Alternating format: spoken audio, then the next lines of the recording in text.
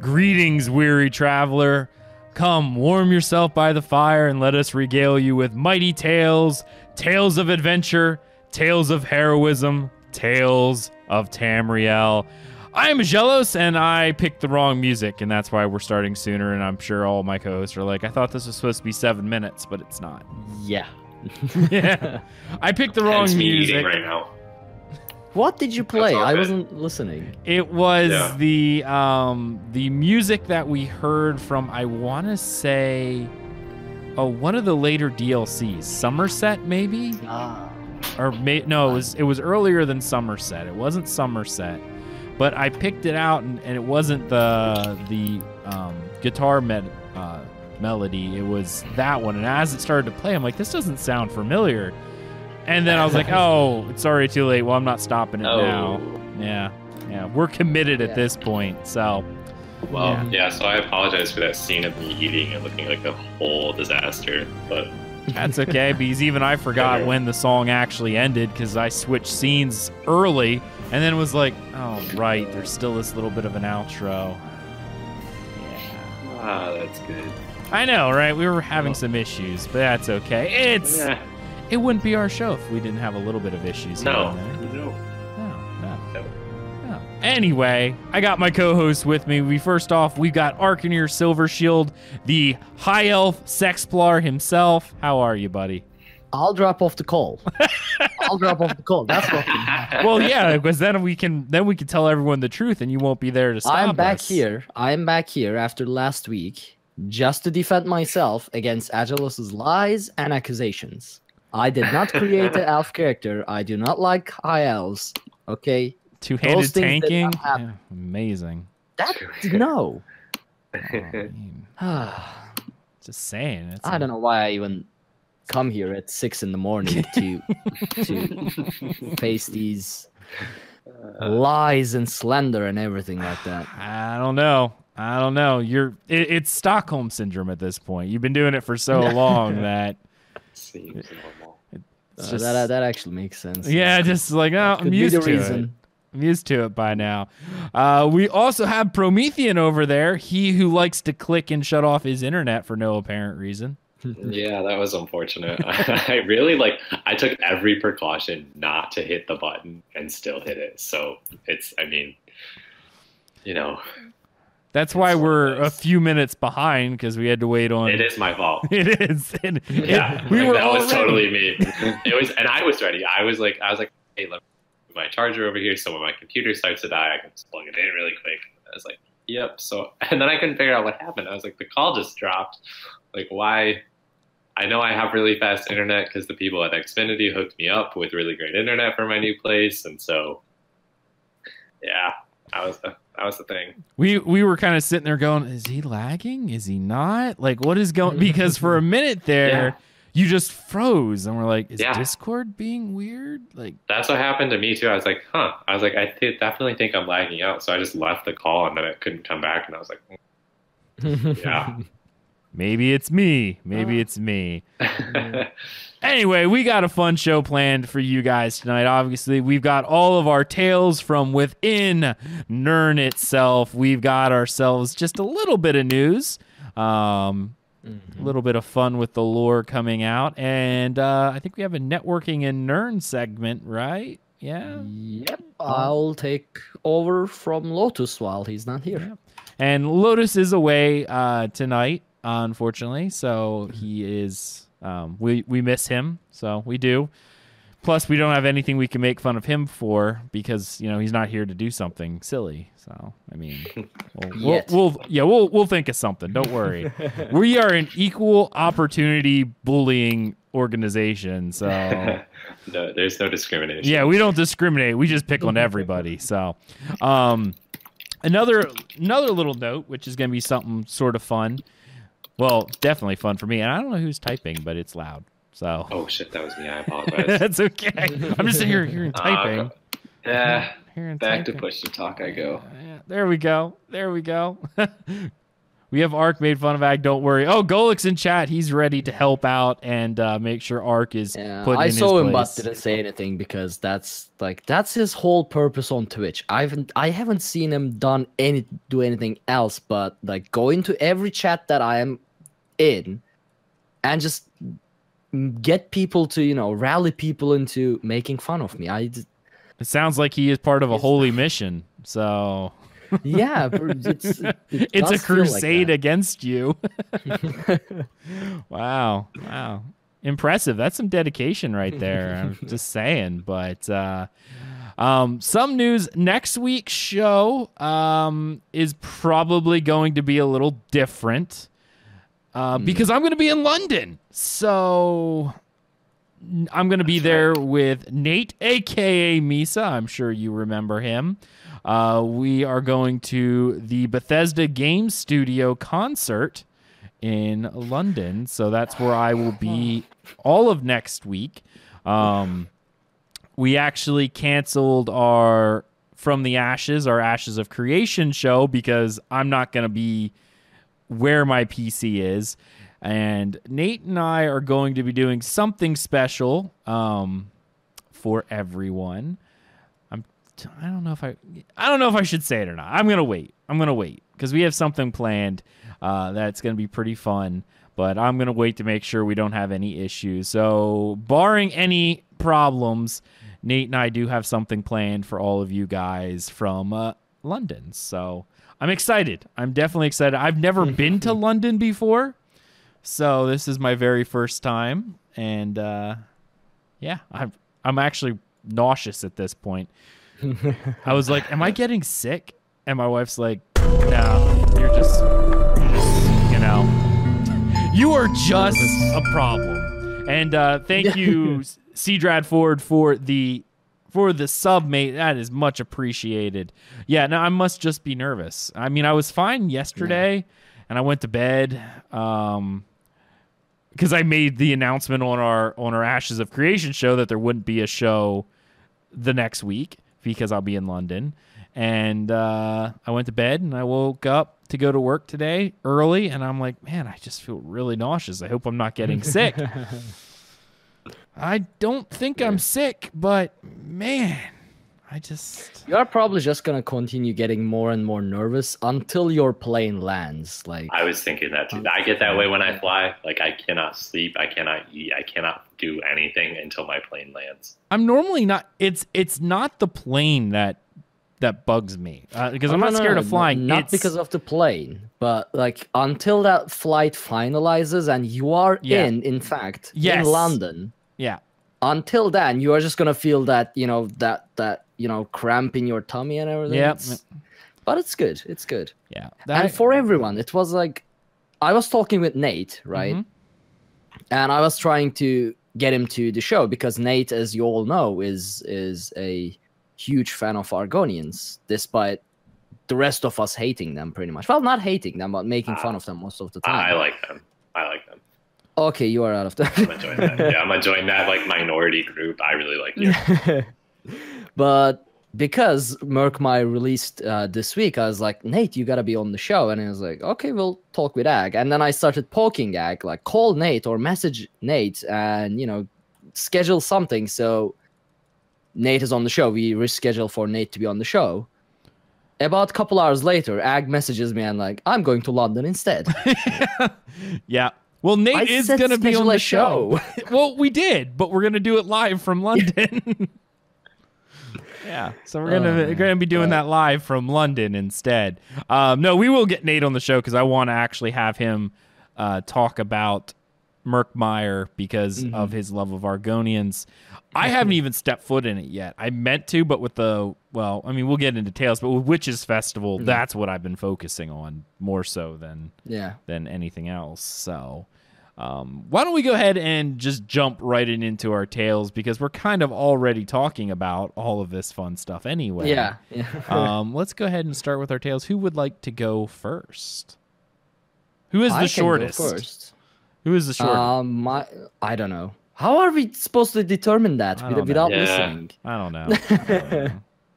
All right. Go ahead, Ark. You go first. Okay.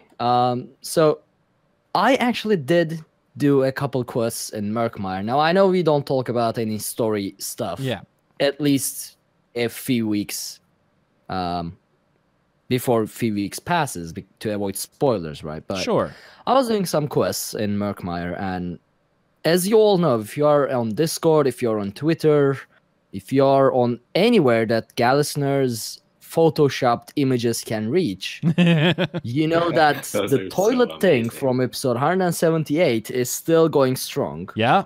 I don't even respond to them anymore. I get a ping, like I open Discord, I get a notification, I look at it, and it's like, Arkhaniir soon's in a toilet. I'm like, Ark. let me just put this in perspective. Remember our games and gains section where Gallisner so lovingly found out that my legs are really I need to do some leg days, and my wife says that I have baby giraffe legs. Well, he put my head on a baby giraffe. That is now her phone background. Every time I look at my wife's phone, there's me on a baby giraffe. Okay, so I think you can. One. There he is. Look, make my mall Giraffalos. Yeah, that is now her phone background. She loves this thing and never changes it. So, yeah, I have to deal with that every single day. Safe. No one is safe from Gallisner. He should be banned from using any photo editor. It's like I know. It should be considered a weapon in his possession. This is not okay. The thing he has done. If you are not on our Discord, you gotta join our Discord. Yes. Just like I can't even explain some of the things he's done. The toilet ones were pretty good. The toilet ones are amazing. Yeah, and I like the memes that he's been doing lately with convincing you to get Daedric trickery. Oh yeah, that's actually part of. I finally gave in, and it actually works. So I can't even say anything. It's like it actually works. Then he's telling you to change something else up, and you're like, I just did Daedric now trickery. He's like, change your monster set. He's I'll get to that as well. Anyway, so I had stopped fighting this, right? I had accepted this, but deep down in my heart, I knew that it was a pool and not a toilet. The next thing you know, he's accepting the pool. He's accepting the pool. He's accepting changing his build. Next thing you know, he's gonna be like, so I finally accepted the Sexplar. Hold on, that's not something I accepted yet. But as I said, you will enjoy this episode. You accepted. So I'm doing. Yeah, I'm doing a quest in Murkmire, and we are in this temple, right? We are running around in this temple, and a bunch of stuff happens. Avoiding spoilers, I see this chamber. There's a statue in the middle, and there is a pit around the statue, a square pit, right? Okay. So I jump in there. It looks like dirt, right? Just like your normal brown dirt. So I think it's solid. So I jump in there in the hopes of running around and finding materials or loot or whatever. I jump in there. It's not dirt.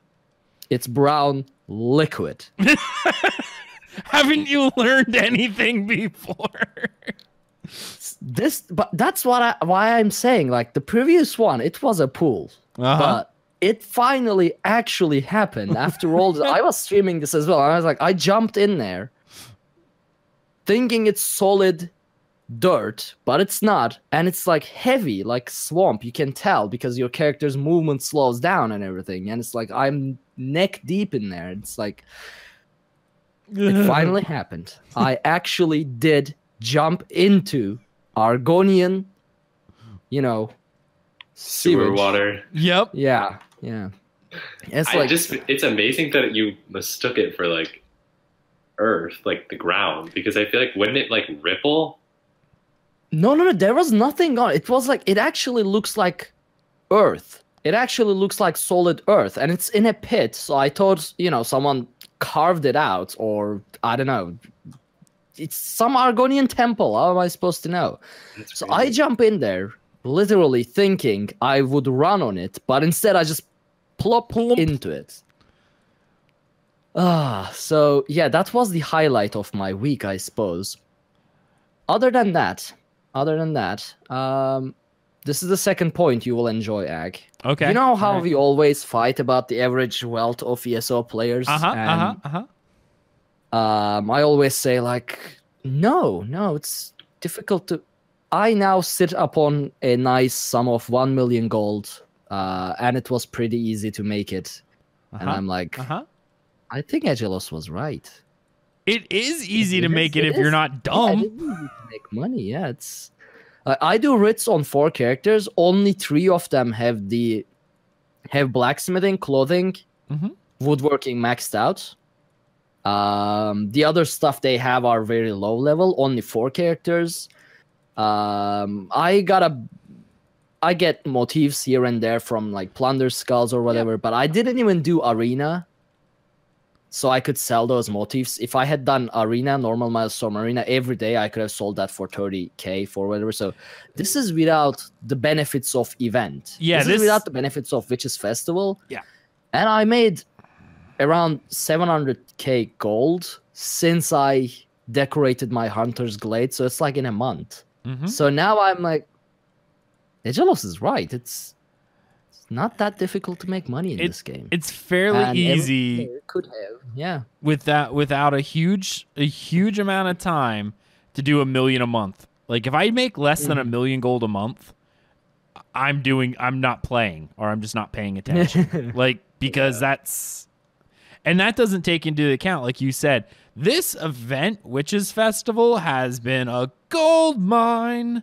Like yeah, it's insane. I mean, if you do normal Maelstrom Arena, which I didn't do until yesterday, because I thought I couldn't do it, because the last time I did it, it took 2 hours on my tank, but I apparently overlooked the fact that I now have a lot more, insanely more champion points, a lot better gear and whatever, things like that.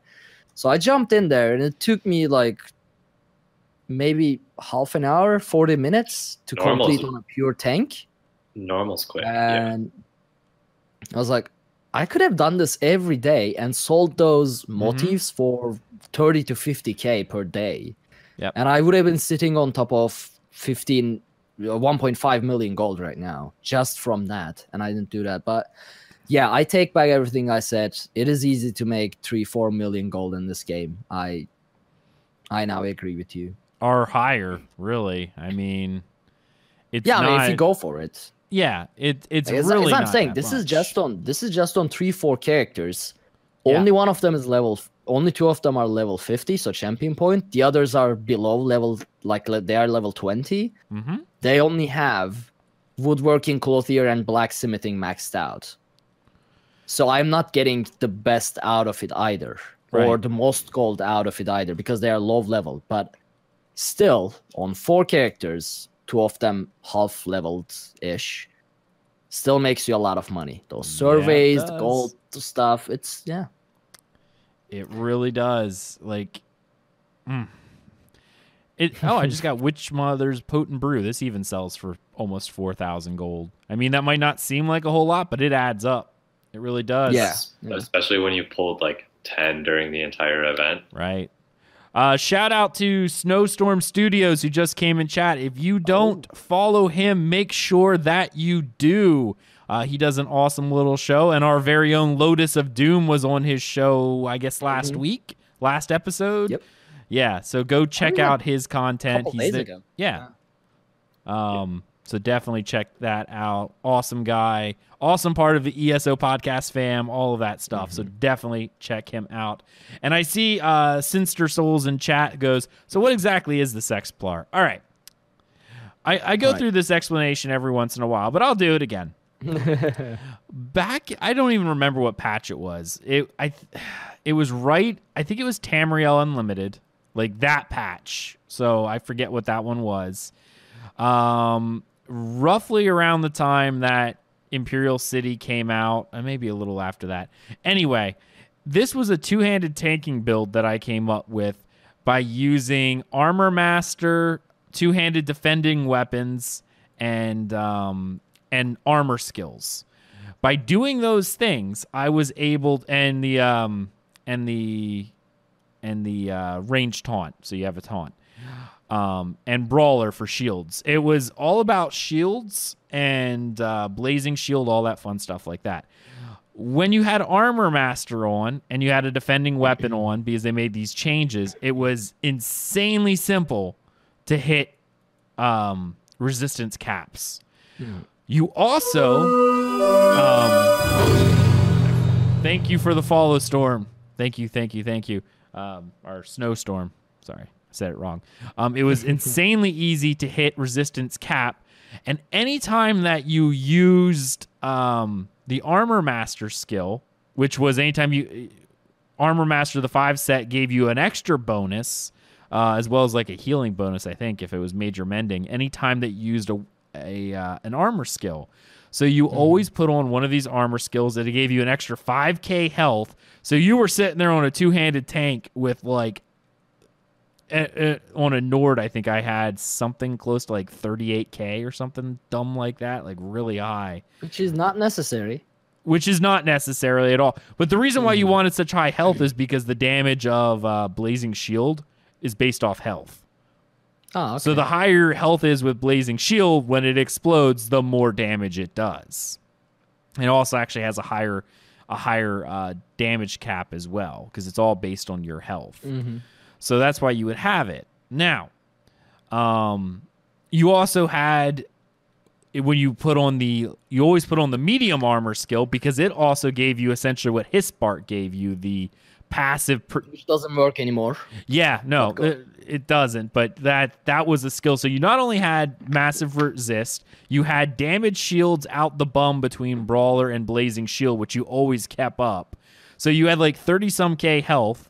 You stood in something that gave you major mending all the time.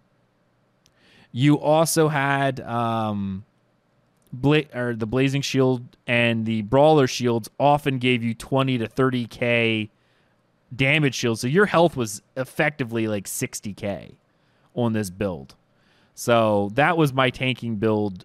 I ran dungeons. I ran trials with it. It was fun. I didn't do any of the super vet stuff with it, but of course you didn't. You couldn't have. Well, There's two-hander tank is an abomination, and it will not work in veteran hard mode DLC dungeons or. Oh, well, now that build definitely wouldn't. Back then, I don't know, dude. I think it would.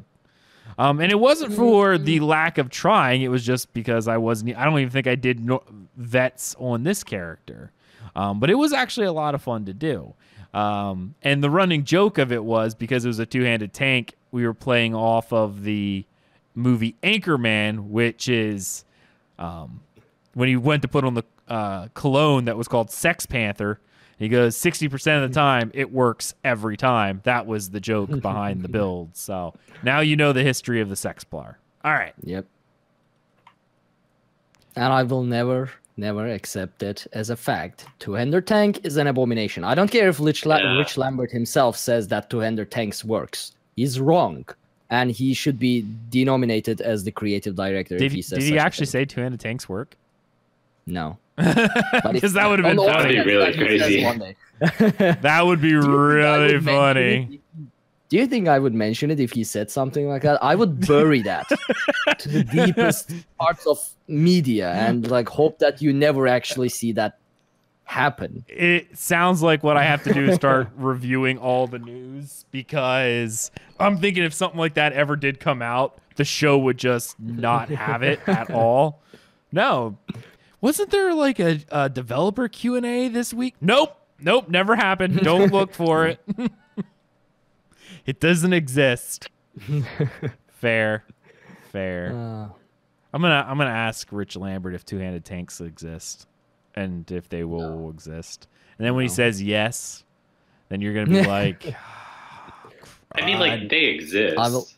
They do exist. Like, one of our players in Lore Seekers that we run with all the time runs like a two-hander on like normal stuff with us to help just crank out a little bit more damage to get through it faster. So, I mean, in a normal dungeon, I do similar things as well, but not because I am tanking, but because I am not tanking. That's the thing. Right.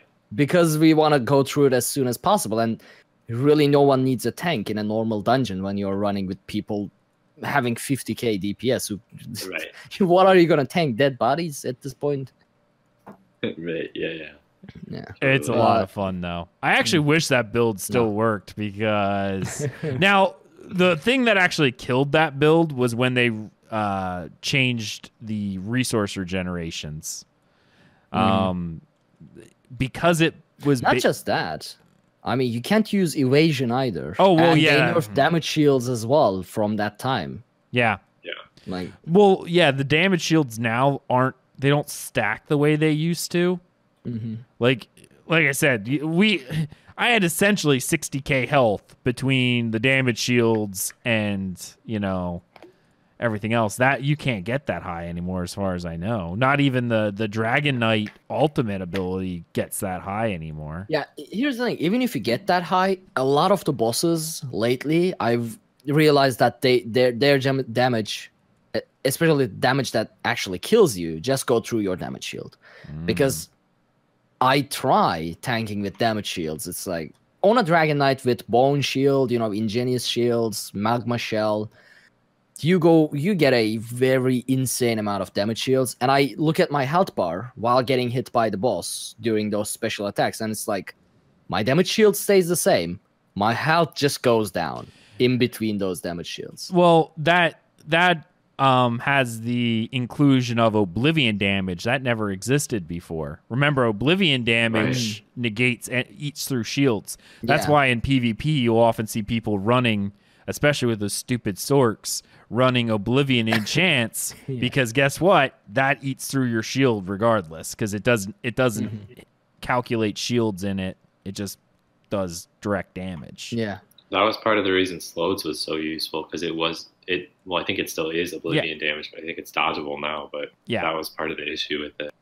Yes, that is correct. Yeah.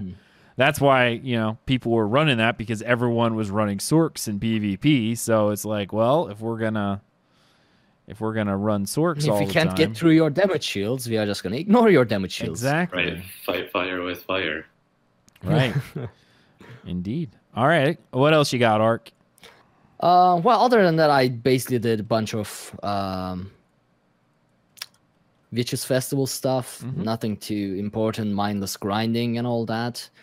I'm still working on my pure PvP tank build, which Gallisner finally convinced me to use Daedric Trickery, which performs a lot better than I expected. So the current build for Battlegrounds is Meridia, Blessings of Meridia, Daedric Trickery, and Earthgore. So between these three, it's very, very tanky. And what I focus on is crowd control and debuffs and keeping everybody alive. So anything but damaging, I focus on doing. So what I basically do is shield charge to someone, they get stunned. I start keeping them in place with talons. And then I do reverb bash to stun them again and apply major defile. In the meantime, use pierce armor to give them, the armor debuffs, reverb bash again, keep them in place, all the while dropping damage shields and vigor healing. Combined with Earthgore, it adds up to a lot of healing. So yeah, keeping everybody alive, keeping every other people in their place so that our DPS can kill them. That sort of thing is what I'm working on for PvP, but there's still room to grow. Haven't perfected it yet. Right. Also, the DPS has to have solid bursts. Because sometimes I keep this one dude in place with every debuff a Dragon Knight can offer. And our 3 DPS can't burn him down. And I'm like, come on, guys. Don't do this to me. It happens every now and then. But I haven't tried it in Murkmire patch. So I don't know how it's going to go. With the new damage shields. Did they change the damage? I thought they reverted those changes. They did? No. I didn't read the final patch notes, actually, but didn't they add resistances to apply to damage shields, as well as damage shields are now critable? No, I think that... I don't know. I feel like... Because I remember there being a lot of hate recently because of the Sork changes. And No. That was adding a cast time to Sorcerer Shields. A 1 second cast time to Sorcerer Shields. And it was interruptible. They reverted that. Oh, okay. Instead, they made it so that the Sorcerer Shields can go only up to maximum of 50% of their max health. Gotcha.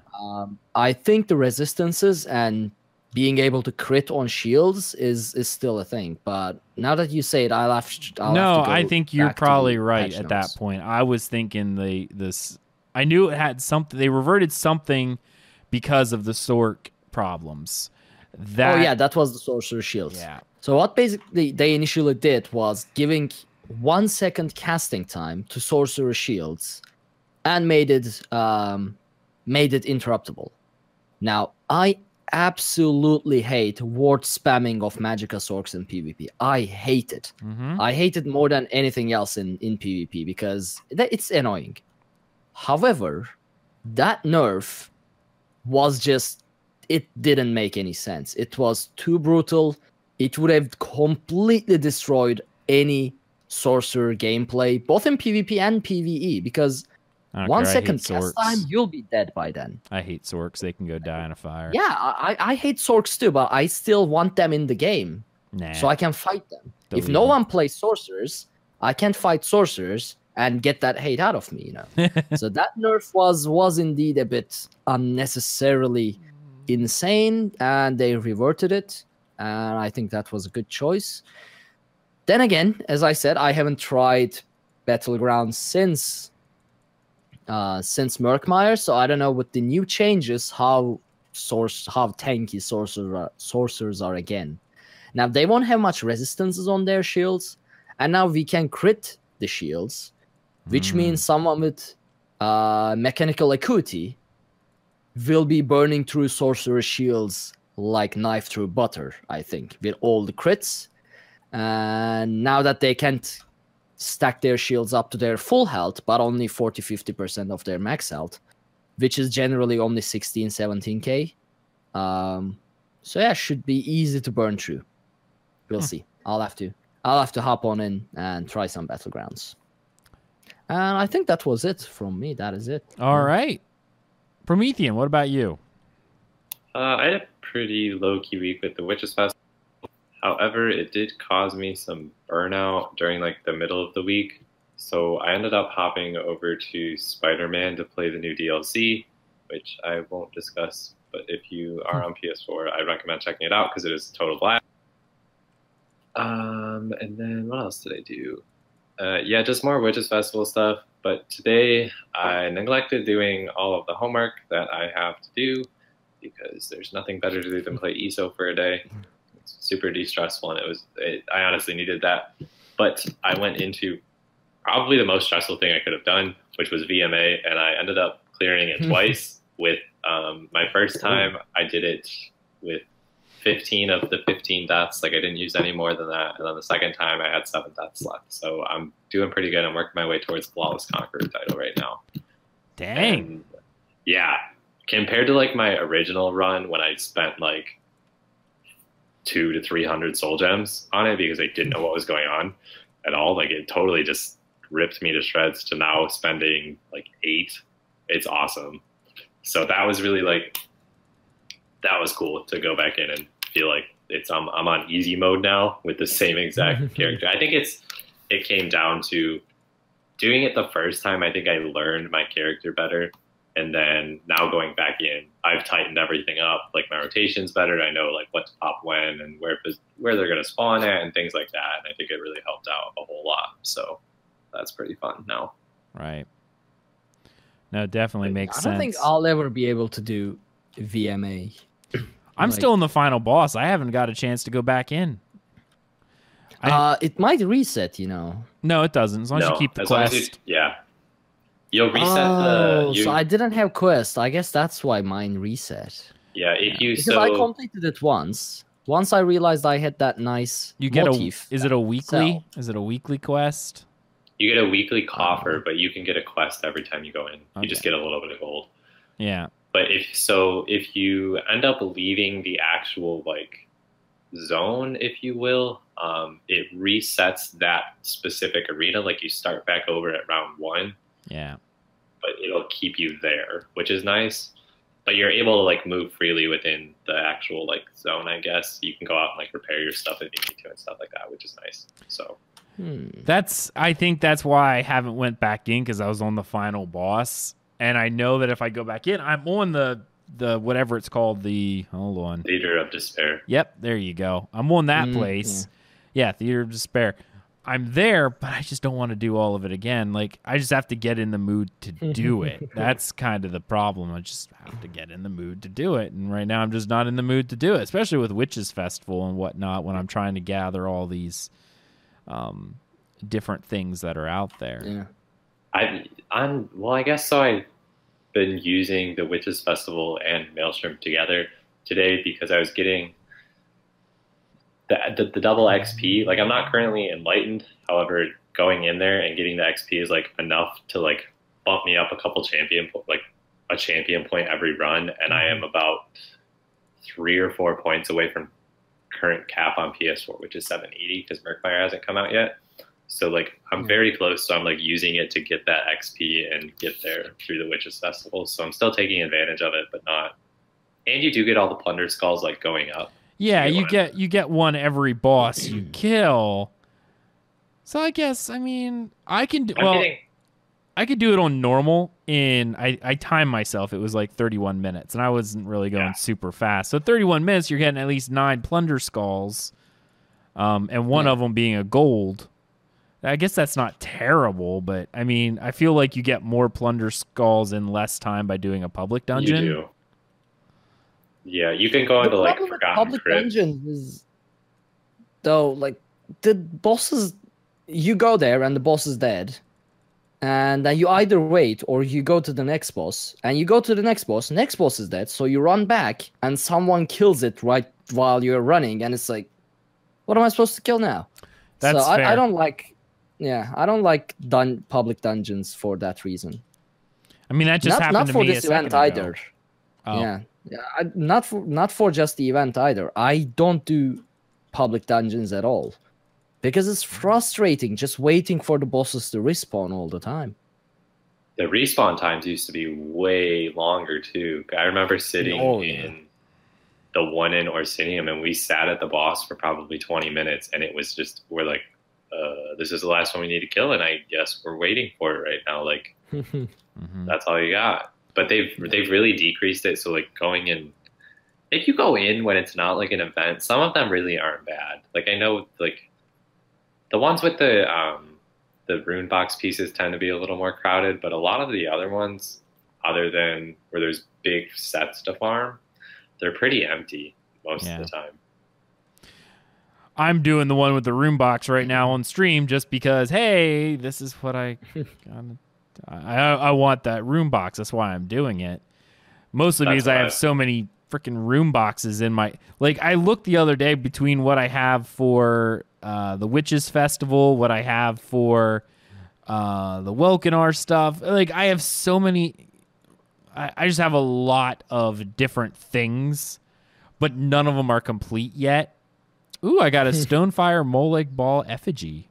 Oh, it's just a treasure. I thought it was like a statue or something. That did sound really cool for a minute. I was like, yeah. I thought you got a like rune box or something like that. Yeah, no, wasn't there. Yeah, I still need to finish the room box. I have a good bit of items. I just don't have all of them. I don't even know what they are. Let's see. App 1, 2, 3, 4, 5, 6. Hold on, I think I have more though. 6, I have 6 there. Then I have Dwemer ones too. Oh my goodness. Nope, that's the other item. See, maybe I only have 6 if they're all named the exact same thing. So I'm still missing. Oh wait, no, this is Swamp Jelly room box, whatever that's for. The Swamp Jelly. That's the Murkmire one. Yeah. New one. And small housing items. Okay, so I have 6 of the 7. So I need 1 more of those items in order to actually complete the apple bobbing set. You probably need the cauldron if I had to bet, because that one, it seems like everybody needs that one. Now you have me curious. No, I have the cold iron cauldron. I have the aged fetid fish, the cold iron, the fenwood ladle, the poise guide, the stale creek water, and the viscous slime. You need the fish. Oh, it said I had the fish. Yeah, because I have the aged fetid fish, the cold iron cauldron, the fenwood. My bad. It's the apples then? Oh, I'm missing just apples? The apples, the gore apples. Yep. Oh, okay. Then that's all I need. So I don't see. The only problem is I don't know if I'll get it outside of maybe buying it later because, again, I'm leaving for London on the 30th. So unless Nate lets me sign in, but I'm not going to be doing, other than maybe signing in and doing a daily or killing one boss for a thing, I'm not going to be on there doing much. It's not like I'm going to be farming it. So, do you have like extras of some of the other pieces? I've been selling them, so I might be. I was gonna say you might be able. That's to, how we have so much money. If you go into like Zone Chat, you might be able to find. Do you guys have Zone Chat on PC? Yes, we do.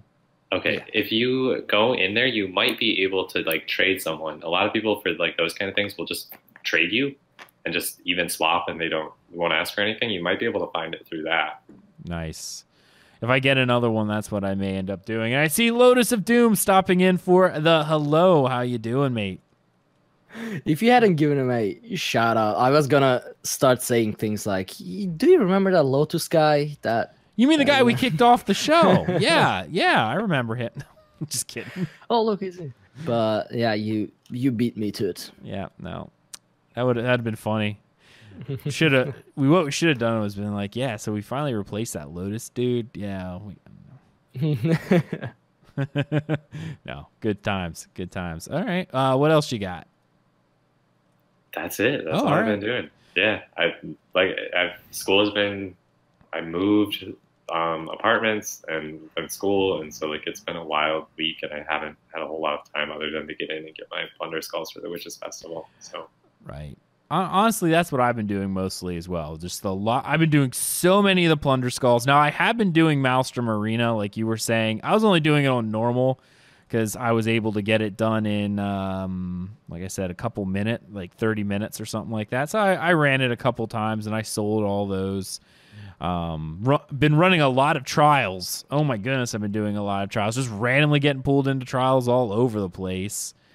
Ooh, I got a block and axe for chopping. Oh, that's nice. It's a furnishing item.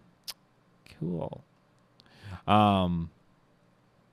Yeah, so I've been doing a lot, and I do mean a lot, of the plunder skulls. I did actually tank a vet dungeon with the two-handed DPS. Yeah. Yeah, I was running. Which veteran dungeon? What was it? It wasn't any of the newer ones. It was one of the older ones. So. You can tank the old dungeons naked, Ag. It's not a problem. You don't tank your stuff naked? That's how I always play. Yeah, sure. Yeah. That's why we saw you. Well, I didn't, but that's why people saw you die 68 times, was it, in Veteran Milestorm with full gear? Nope. Better than 200. You may... Let's just put it this way. I lasted longer than you did waking up. I mean, you were asleep by the time I started dying, so I win. Well, that is true, but it was in the 4 a.m. for me, so... Yeah, but you were still up for like 2 hours before that, so... Because that was like a long stream day, too, because I think it... How long did I stream? It was like 6-7 hours or something like that, because I started early... And I don't know when you ended. I just know it was like 1:32 o'clock when I ended. Yeah, I went ahead and got you death commands. Yep. And then you didn't die for 4 arenas. Yep. That's all I know. And I was upset and I just went to sleep. I came there to watch you die, not watch you succeed. Yeah, that's not what anyone came there for, but apparently I didn't do too terrible, so yay. Yeah, that's really all I've been doing. I know it hasn't been a real busy week for me, but I mean, obviously finding out about going to London for the Bethesda thing was pretty much the highlight of my week, because that happened what day did that happen, Ark? I'm gonna be so jealous of this for the next 4 years. Yeah, probably. I mean, it would have been awesome if you were there, and I actually hopefully hopefully maybe next year.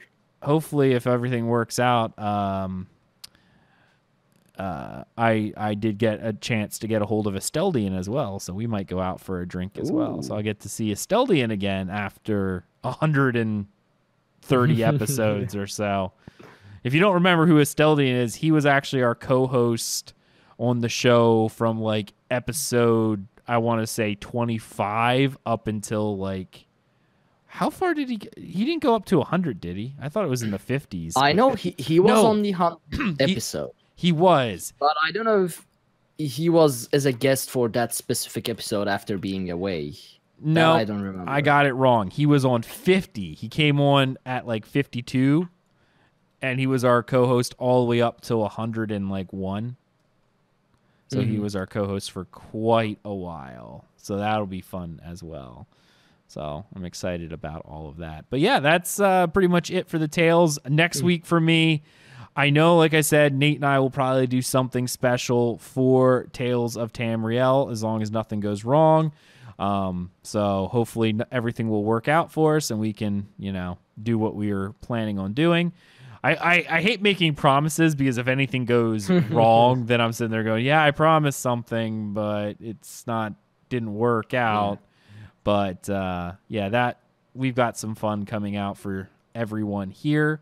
And I think you guys will enjoy it as long as we can get everything done. So that's kind of the hope. All right. So next week, we will probably have a Tales of some sort. I just don't know exactly what it's going to be like. And it should be a lot of fun.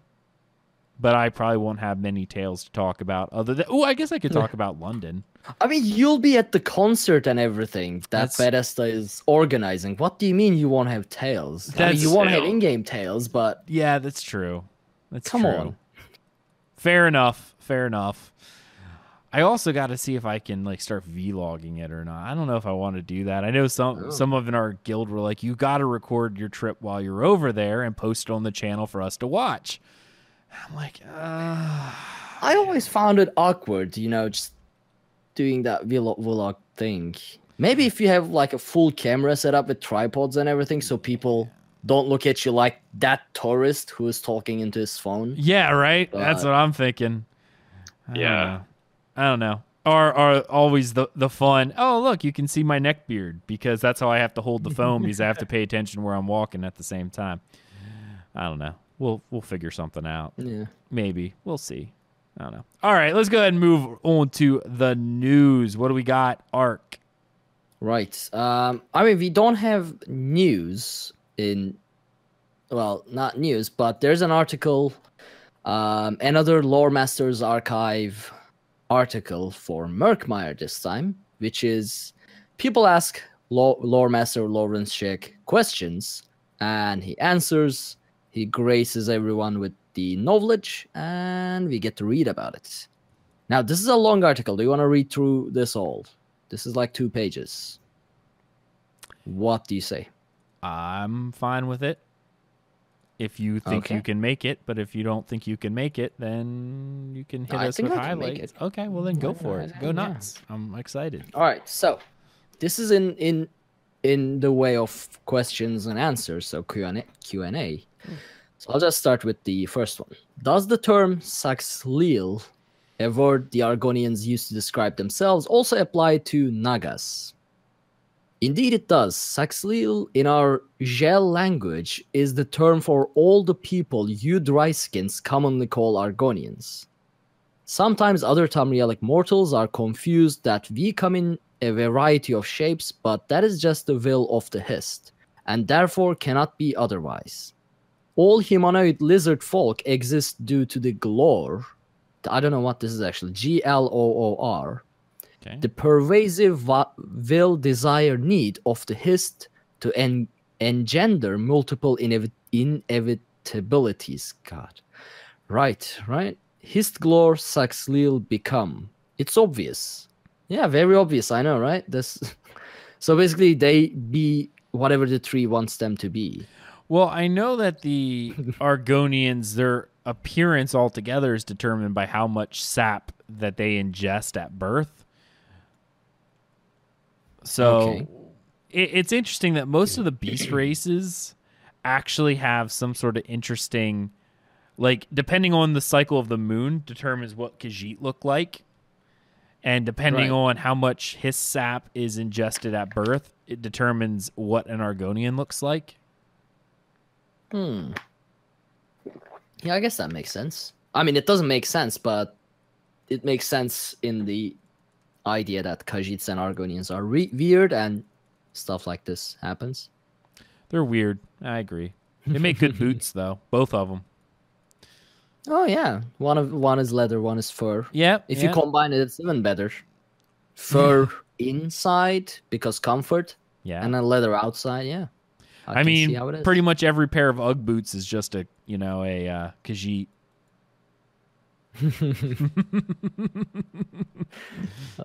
People are gonna hate me for that. I wonder how our Khajiit and Argonian listeners feel about us. I don't know, but I have a Khajiit right here, and she's eyeing up my hand to bite it. So yeah, I don't know how I feel about being on the show. So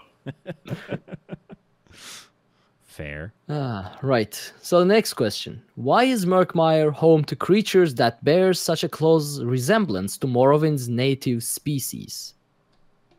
I actually don't know which ones do they refer because I haven't explored Murkmire too much. The swamp jelly and the netch are almost like identical.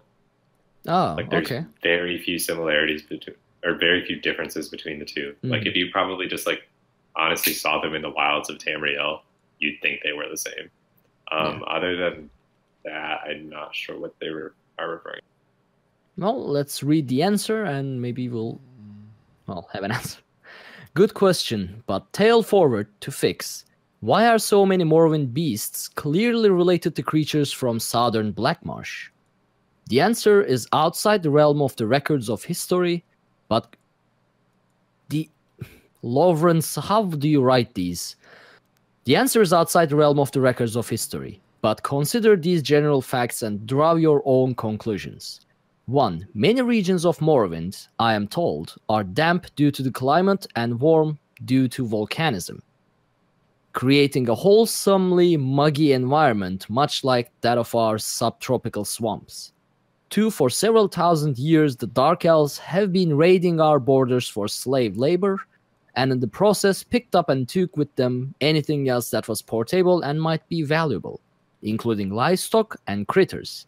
Does the picture emerge now from the mist? So essentially these things were just imported and kind of evolved or adapted to their local environments, I guess. All right. Yeah. I can see how that could happen. I've heard Wise Canon Heita Mean speaking of Murkmire as being part of the Ebonheart Pact, together with Shadowfen and Thornmarsh. If this is true, why is this small patch of black marsh in the far south part of the Pact, while most of the region is not? I cannot speak for the Wise Canon, but I would assume her remarks were more aspirational than descriptive, for though there are certainly Pact envoys in Murkmire working to add our region to their confederacy, the area at present remains autonomous, and that's a fact. The additional fact that Murkmire has no central authority that could sign with the Pact might also have something to do with it. That makes sense. I mean, who's gonna sign it to Pact? A tree? They have tribes and everything. Yeah, the tree. Yeah. The tree. They the just hist. the contract in the hist. It's just the hist doing it. Has there been a point in history when Argonians were more unified than in the Second Era, given they are members of Ebonheart Pact? Aha, a two-part question. Though the second part isn't really a question, more of a statement that needs slightly correction, so I'll start with that. Blackmarsh is a land of many tribes, mostly self-ruled, and the tribes that have joined the Pact, which are largely in northern region, are still in the minority. I think no one keeps an exact count on these things, in parentheses. As to when we Argonians, in history, have been more unified than now, the answer is never, because we have no history as such. That said, there are tales and legends going back to mythic times of the tribes joining together to repel invasions and threats, so may be true. Some may be true. Okay, I guess. Yeah, they're lizards. Right. I've heard you're rather knowledgeable regarding the Murkmire region of Blackmarsh. Well, he is the lead Loremaster. He is. So I'd like, yeah. So I'd like to know where the Lil Mothith are, or at least if there's anything left over since they are supposedly lived in that region. But those are the fox people, right? Yeah. The answer to your question is sad. Our Vulpine, that's a word I've never heard before. Our Vulpine neighbors are the Lil Mothith had been in decline for many of their generations. The closest clans having withdrawn from the coastal areas inland towards the city of Blackrose, just north of Murkmire.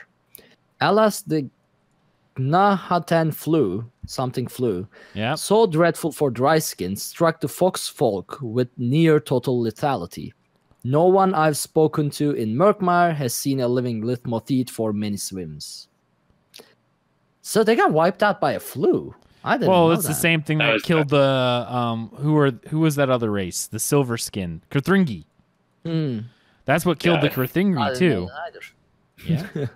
Well, you meet one in the Ebonheart Pact, but remember they make the pact to stay alive, so they're like skeletons. Oh, they were raised. Yeah, they were silver skins. Yes, they are Kithringi. They are the last Kithringi. Completely missed that. I mean, because of the name Kithringi, because of all these weird names, I can't hold them in memory. I did, yeah. Okay, now I gotta go back to that quest and do it again. Yeah. I'm just beginning. Yeah. I have a feeling that all of the secret furries and the public furries out there just died a little bit inside the fact that the Lil Mothith are dead. I'm just beginning my adulthood, and I have recently undertaken a foray into the land of my people, Blackmarsh. They call me a Lukil. I've never tasted the sap of the Hist, and while now I have the opportunity, I find myself frightened by the prospect of coming under the control of a force I do not understand, and how it might impact my afterlife. I am told I do not have a soul until I join myself to the Hist. Is this true? When I join the Hist, what will happen to me? Do I lose my individual self? As a part-time Likul myself, I don't know what that is, it moistens my scales to be able to give a reassuring answer to this one. I was born in the tribe of dry-skins called Bright-throats because of our colorful neck wattles, and communed happily with our Hist since egg birth. Even when I felt the calling to wander, which would take me beyond daily contact with our Hist, I felt no fear. For I always knew that I would be welcomed whenever I returned. And that's how it's been. My wattles may fade when I'm in Cyrodiil for many swims, but they regain their hue once I return to Murkmire. Now to your situation, like all Argonians, you are descendant from a particular tribe. Even if you were born away from that tribe and its Hist, find out which tribe your 4 lizards belonged, travel to their domain, and you will be welcomed home, as if you had never been anywhere else. Unless, of course, your parents were from one of those tribes that abhors Likils and slay them on sight. But there aren't many of those, so why worry? It just makes your spines droop. They're so inspirational. I love the Argonians. See, they're so they're so nice. I didn't know that the Argonians could be born without, I didn't think the eggs actually hatched without the Hist. Because I remember the quest in Shadowfen where the eggs are in the Hist sap, absorbing it. So I thought there was kind of this symbiotic relationship between the two, that one couldn't exist without the other. But according to what he just said, that's not the case. Well, if you go to, I think it's Grotwood, the Grey Mire, there's a whole quest about Argonians moving out of Shadowfen due to the slave trade and all this stuff. And that's one of the questions that they ask. They're like one of them is trying to commune with like Ifrei and stuff, so that way they can have the eggs without the hiss, and like that's one of their like obstacles. So I don't think it's like necessarily easier, but it's definitely like possible. Like they were very convinced. They're like, we can definitely do this. It's just a matter of like following a different god, if you will, I guess, because that's what they need. All right. Yeah. All right. I think this is the last question. Oh, cool. If I understood well, impermanence is a concept that is pervasive in Argonian culture and way of living. How does someone originating from such a culture come to be a historian, whose function is to preserve relics, to extract knowledge from the past, and give it a form of permanence in collective memory? Or do you think your purpose isn't that? How do you think of the word historian itself? Are you a historian or a historian? That's a punny joke right there. Yeah. That was a good ESO joke right there. Gilar finds your Tamrielic wordplay amusing. Though, of course, the joke cannot be translated in the Gel as our language lacks cognates for the terms in your so very funny jest. But the first part of your question is as serious as a fleshly swarm, so I will address it seriously. Impermanence is pervasive in Argonian culture, and that's a fact. The NPC, I just keep remembering the NPC. So pervasive that even permanence lacks performance, and Black Marsh will occasionally erupt in phases where certain Sexleal decide to build in stone or declare inflexible dogma. It happens. And it happens that I am an Argonian of a mindset that perceives patterns of cause and effect and itches to string them together on a timeline. Much like my uncle Nomesh feels compelled to string colored beads on gruntweed fibers to create mosaic shoulder sashes. Right? Oh, okay, this is no longer the part of answer. Many thanks to our lead Loremaster Lawrence Schick, and of course, the honored historian Gilar himself for answering the ESO community's Murkmire themed questions. If you didn't see your question answered, don't fret, we'll have a part 2 of this series in the coming weeks. Ooh. So there'll be more of this. And man, these are difficult to read. Like all these weird odd words and Argonian stuff. I see how you suffered all these years, Ag, reading stuff. Telling you. It's not easy. And then get into it when you start doing Michael Kirkbride stuff, like the 36 lessons or pretty much anything in Morrowind. Yeah, it's fun. That would have taken me maybe 3 hours to just read through, because every word that I don't know, I never heard before, messes up with my translation settings. So it's like it takes time for my brain to catch back up with English after I see something like that. And it's the entire text in, Vivek's 36 lessons. Yes. So it would have been a disaster. It's fair. It's a mess for me, and I'm, native speaker. It's nuts. Anyway, all right. I guess that's the end of the news. Let's go ahead and move on to networking in Nirn. Right. So, since Lotus didn't make it to this episode, I said, can I take over the section for this week? And he said, okay.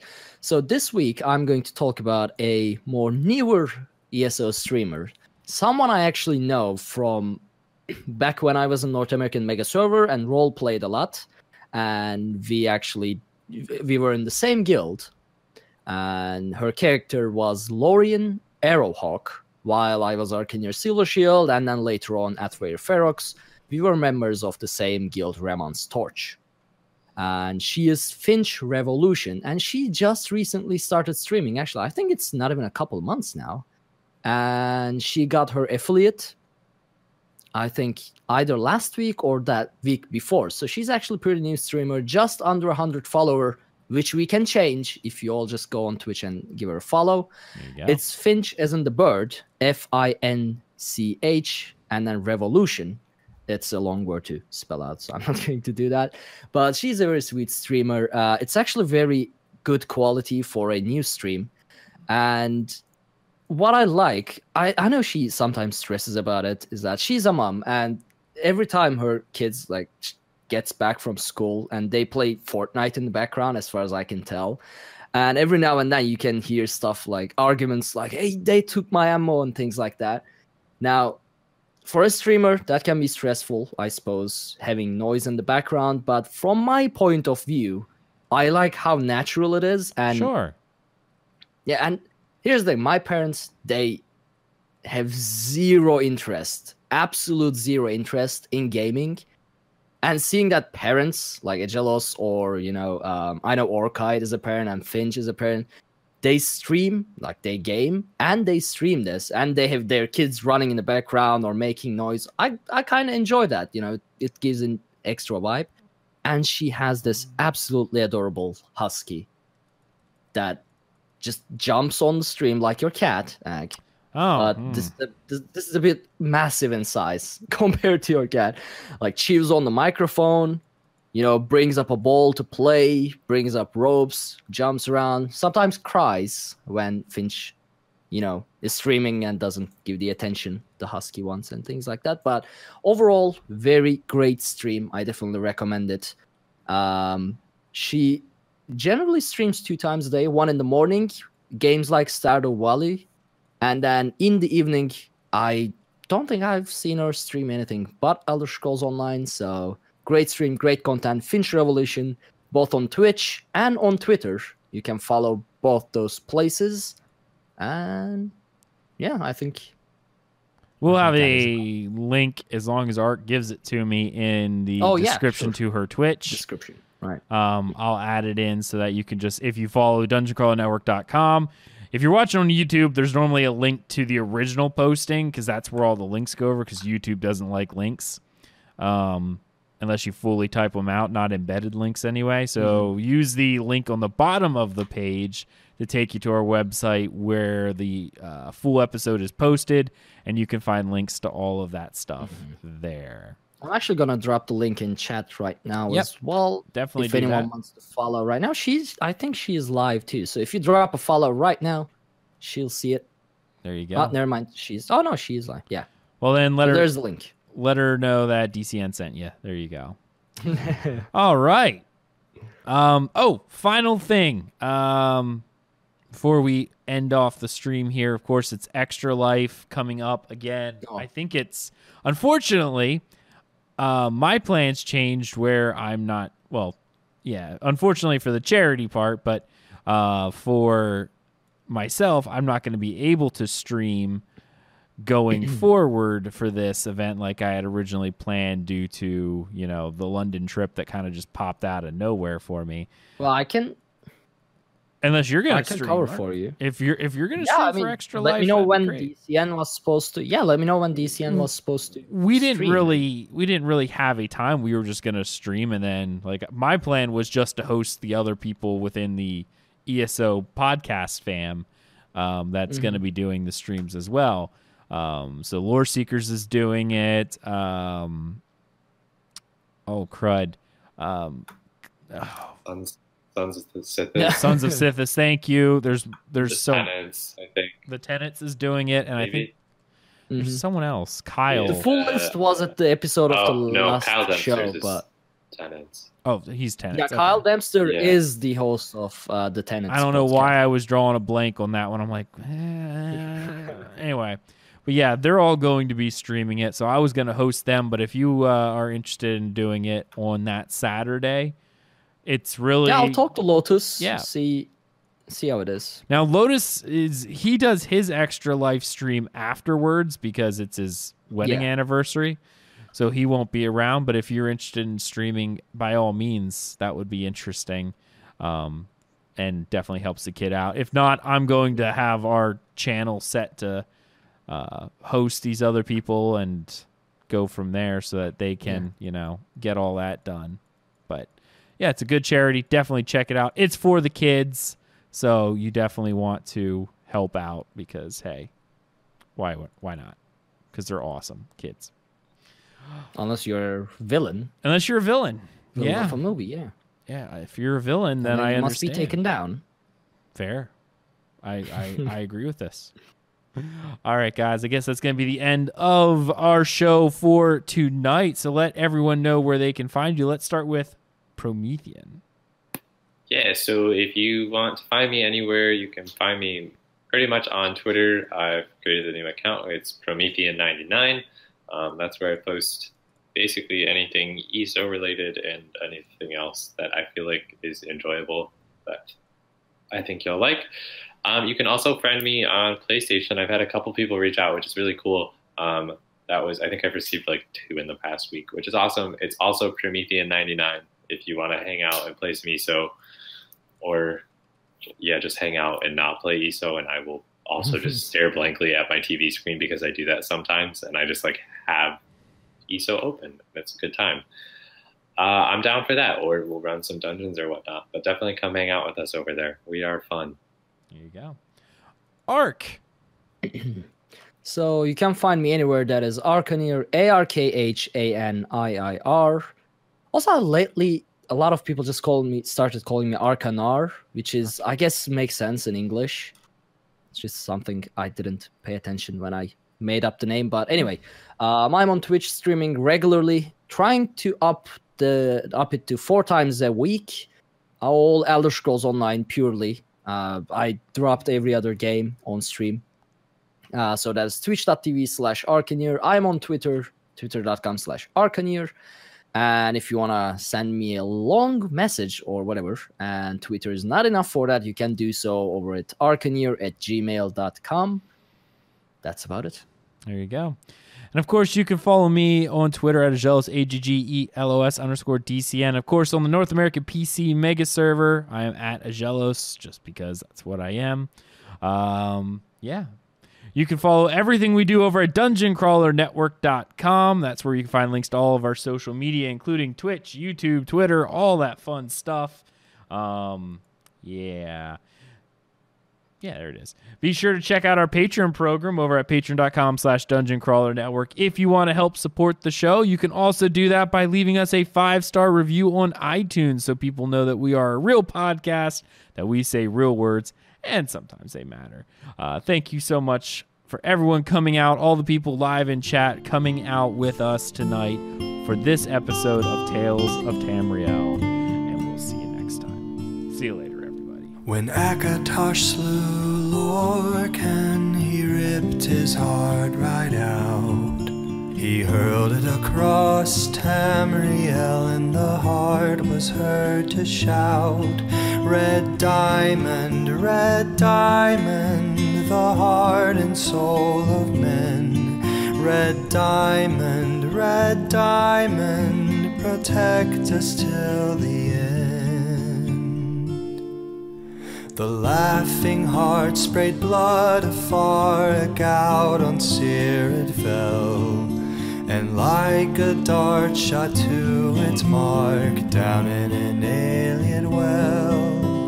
Magic effused the Lorcan blood to crystal red and strong. Then wild elves cut and polished it down to chimel at a ball. Red diamond, the heart and soul of men. Red diamond, protect us till the end. When elves lost Nirn to men, Akatosh gave the stone to Saint Alesh in token of her right to sit the throne. Red diamond, the heart and soul of men. Red diamond, protect us till the end. Red diamond, protect us till the end.